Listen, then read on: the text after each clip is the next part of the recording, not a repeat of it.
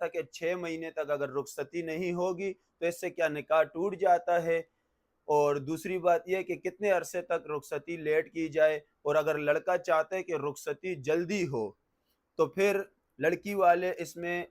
کھینچ تانچ کرتے ہیں اور ٹائم لگاتے ہیں، تو اس میں شرعی حیثیت سے حکم پوچھ رہے تھے، تو ساتھی کو میں یہ جواب دیتا ہوں۔ پہلی بات تو یہ کہ اگر نکاح کے بعد رخصتی نہیں ہوئی، 6 مہینے ہوں یا زیادہ ہوں، کسی عذر کی وجہ سے اگر وہ رخصتی نہیں ہو رہی تو اس سے نکاح پہ کوئی فرق نہیں پڑتا، نکاح قائم رہتا ہے، چاہے سال 2 سال 3 سال ہوتے ہیں۔ اور دوسری بات یہ کہ اگر لڑکا چاہتا ہے کہ رخصتی جلدی ہو جائے لیکن لڑکی والے لیٹ کر رہے ہیں تو اس میں لڑکی والے گناہگار ہوں گے۔ وجہ کیا بنے گی؟ کیونکہ اگر کسی اور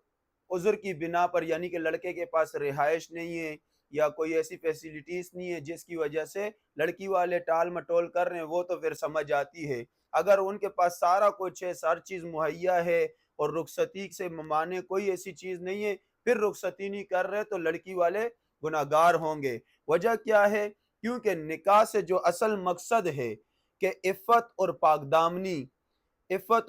دامنی رخصتی کے بعد ہی ہوگی، یعنی لڑکا اور لڑکی اپنی عزت اور آبرو کو بچا سکیں، نکاح سے مقصد یہ ہے۔ جب رخصتی نہیں ہوئی تو وہ مقصد پورا نہیں ہوا، جب مقصد پورا نہیں ہوا تو اس میں ٹال مٹول کرنے والے غلط ہیں، تو ان کو چاہیے کہ ان کی جلد سے جلد رخصتی کریں، کیونکہ شریعت میں بھی یہی ہے کہ جیسے لڑکا اور لڑکی بالغ ہو جائیں، بلوغت کے بعد ان کا نکاح کر دیا جائے، اور نکاح کا مقصد یہ ہے کہ رخصتی کر لی جائے، ان کی عفت اور پاک دامنی محفوظ رہے۔ اور اس میں ایک اور چیز